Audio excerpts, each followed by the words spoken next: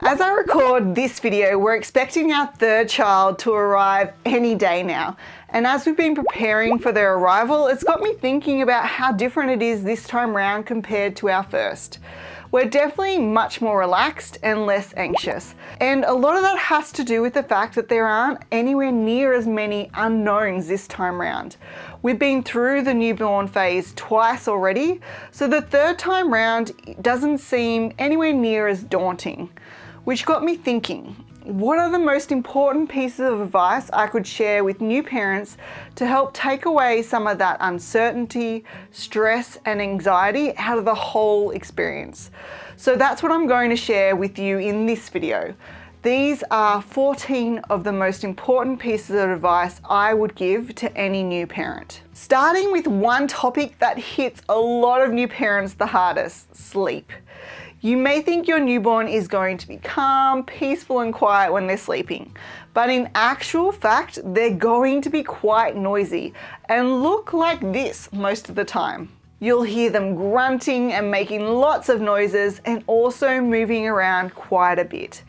This is because newborns spend most of their time in REM sleep, and because they don't experience sleep paralysis like we do as adults, they grunt, cry out, move around, smile, and laugh while they sleep, which means your newborn is going to be an extremely noisy sleeper.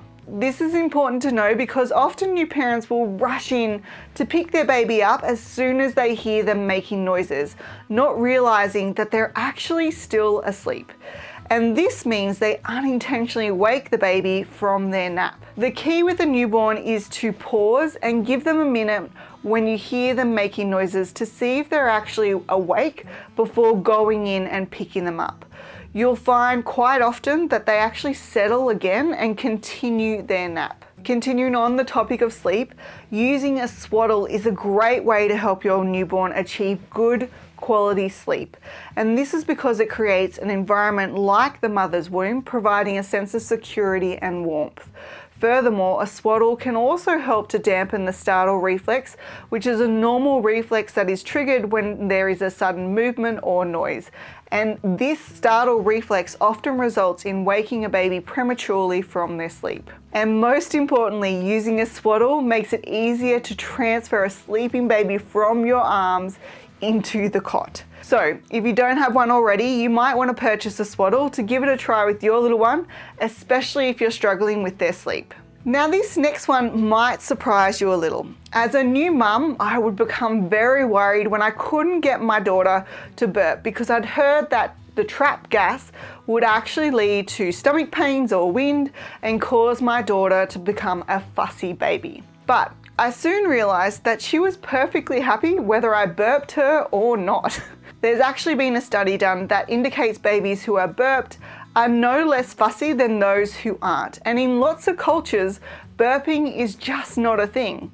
So if you're struggling to burp your little one, or if you find you need to wake them from asleep to burp them after a feed, see what happens if you don't. If your little one is content and happy, then try giving burping a miss.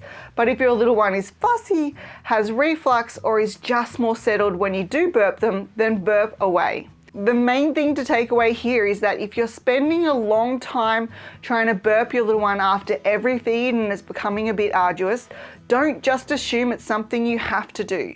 You might just find that you don't need to burp them at all, which is exactly what we found with our first two. Something else that I think you'll find really helpful is that newborns use baby cues to communicate with you from day one. Instead of using words to communicate with you, your newborn will use subtle facial and body cues. There are actually specific facial and body cues that newborns use to tell you that they are hungry, tired, wanting to play, or even needing a break. By understanding what these subtle cues are, you can quickly start to work out what your newborn is trying to communicate and meet their needs, and this will make parenting a newborn significantly easier, as well as help to strengthen the relationship between you and your baby. While all babies are very different, some of the most common cues to look for are rubbing their eyes and starting to fuss or yawn when they're tired, opening their mouth and actually turning their head and immediately starting to suck onto their hand, or searching for something to suck on when they're hungry. And when they're ready to play, you will notice that their body and arm movements become smooth and their eyes become wide and bright. And when they're overstimulated and trying to tell you that they need a break, you might notice a reduction in the eye contact, and they may actually turn their head away from you, or they just turn their eyes away from you. One thing that you'll realize early on is that you need to find ways to calm your little one when they get upset. And one of the most effective calming strategies for newborns is sucking.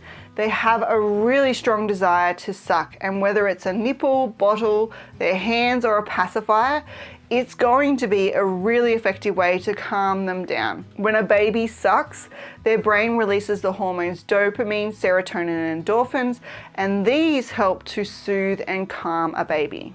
Now, newborns don't yet have the hand strength or coordination to place their hands in their mouth to suck them.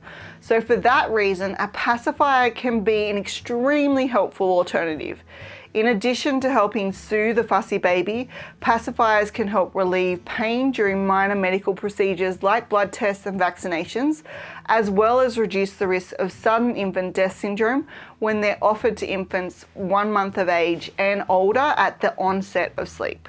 This next tip is around something every parent experiences with their newborn, and it's a tough one. It's called the witching hour, or the period of purple crying. And it's a completely normal developmental phase all newborns experience.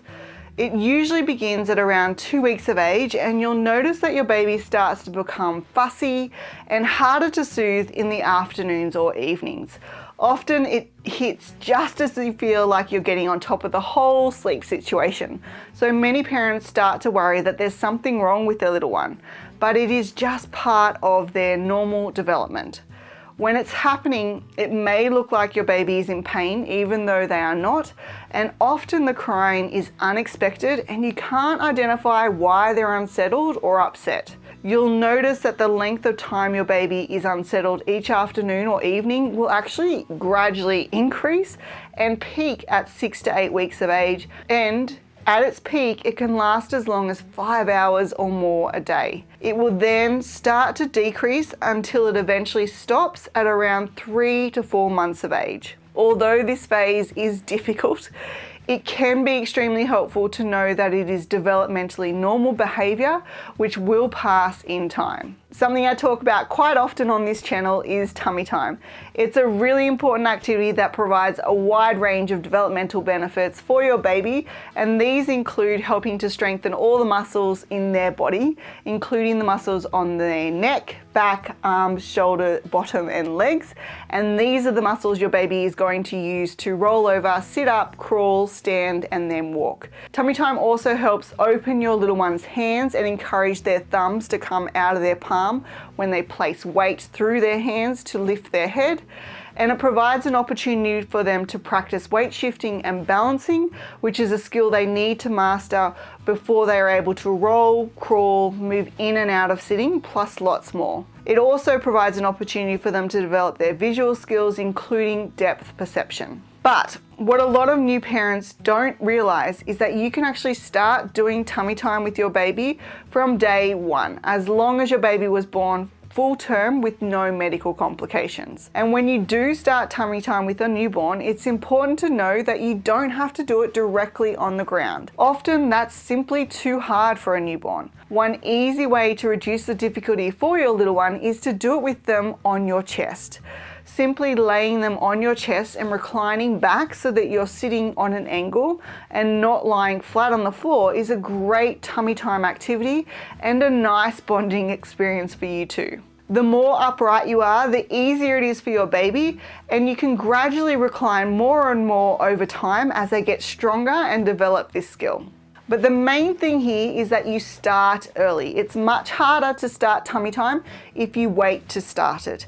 And starting early also helps to reduce the risk of positional conditions like torticollis and plagiocephaly. If tummy time is something you struggle with, you might also want to take a look at my course, Play, Develop, Thrive, as tummy time is a huge topic and I cover it in lots more detail in that course, including how to do it if your baby hates it. And I also cover everything else relating to your little one's development for their first 12 months of life in that course as well. There's a link to that in the description if you'd like more details. This next one is a safety tip that surprises a lot of parents, and that is that babies should never be left to sleep in a car seat or a capsule. Car seats and capsules are not designed for safe sleeping for long periods of time.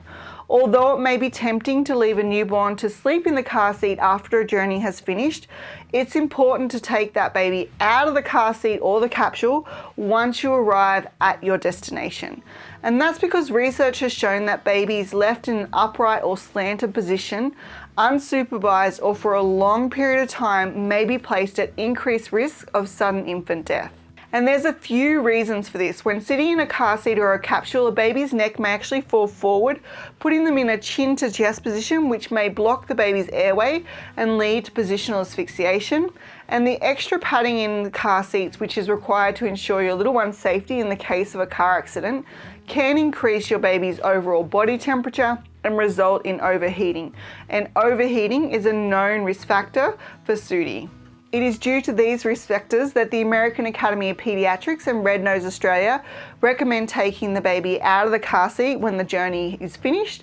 And if you are taking a long car trip, you take frequent breaks where you take the child out of the car seat at regular intervals. Now, at some point your baby is going to develop a fever and you might be tempted to assume that this is just because they are teething.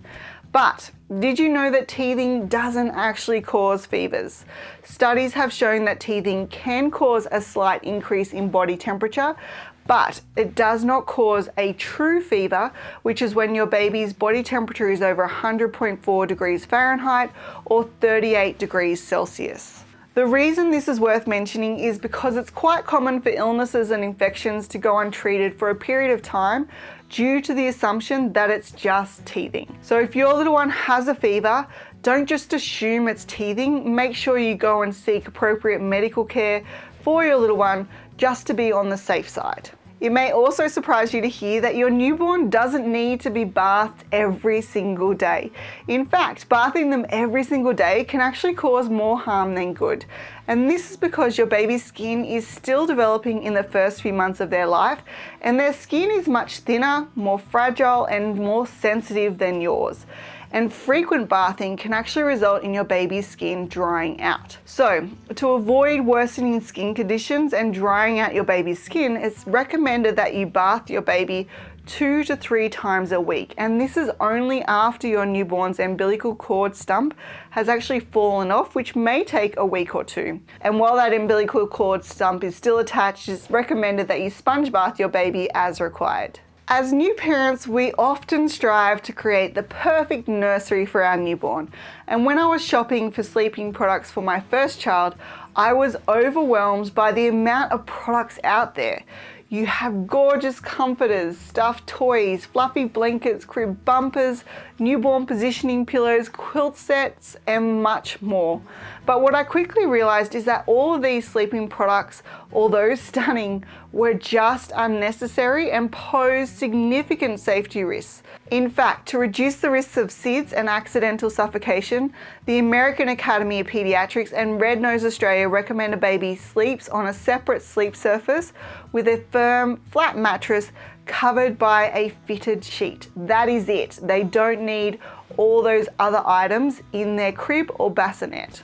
While we are talking about baby products, another thing parents are often surprised about is that baby bouncers, rockers, swings, and gliders should only ever be used for supervised playtime. So although baby bouncers, rockers, swings, and gliders are great tools for soothing a baby or keeping them entertained while giving you a few moments with your hands free, they should never ever be used for infant sleep. And this is because when a baby falls asleep while lying in these products, their head can fall forward, pushing their chin down towards their chest, which can lead to the baby's airways becoming blocked and reducing their airflow and causing suffocation.